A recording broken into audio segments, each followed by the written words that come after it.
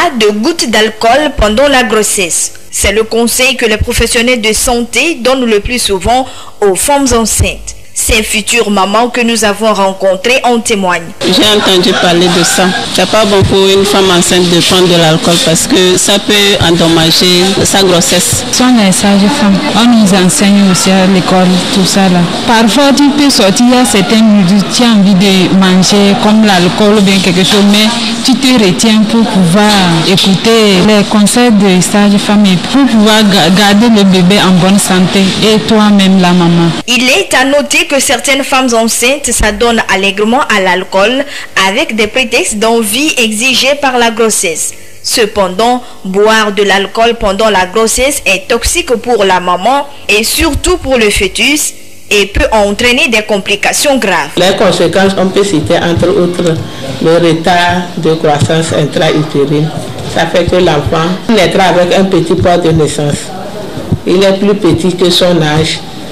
Et ça peut créer chez le fœtus aussi une atteinte du système nerveux. Et ça peut entraîner des accouchements prématurés, des fausses couches, ou bien, c'est-à-dire des avortements, ou alors des malformations chez l'enfant.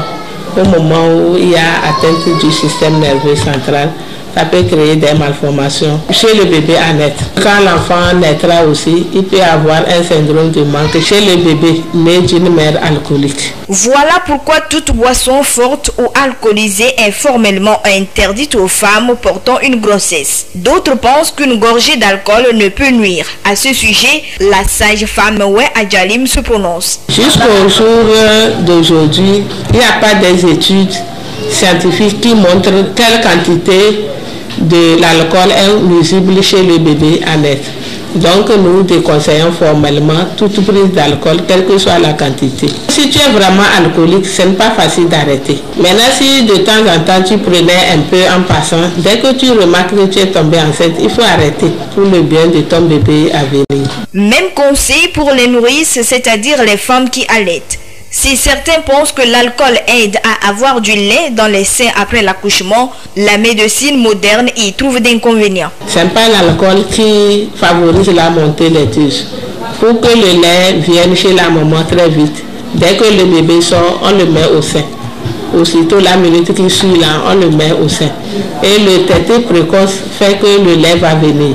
Si au-delà de ça, le lait ne vient pas, nous conseillons de l'eau chaude, l'eau tiède à la maman.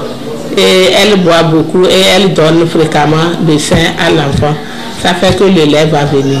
Ce n'est pas l'alcool qui fait venir le lait. Selon des études, la consommation d'alcool pendant la grossesse est la première cause de handicap mental non génétique et d'inadaptation sociale de l'enfant. S'abstenir donc des boissons alcoolisées en période de grossesse, c'est assurer une bonne santé.